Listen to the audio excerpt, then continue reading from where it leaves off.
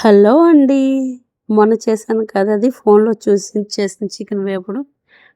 ఇది ఎప్పుడు నేను చేసే రెసిపీ. ఎప్పుడు నేను ఇలానే చేస్తాను. మా అన్నయ్య మొన్నటికన్నా ఈరోజే బావుంది. నువ్వు ఇలాగే చేస్తే బావుందన్న.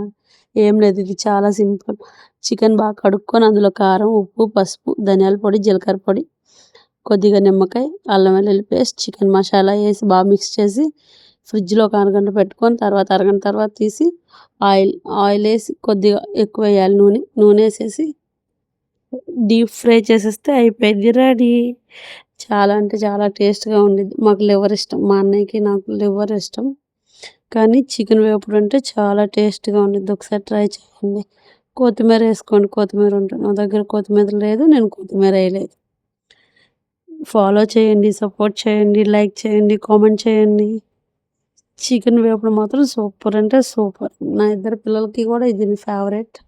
నేను ఏదున్నా ఆళ్ళకి ఇష్టమేలే కానీ ఇది కొద్దిగా ఇష్టం నాన్ వెజ్ కాబట్టి. ఫాలో చేయండి. Thank you.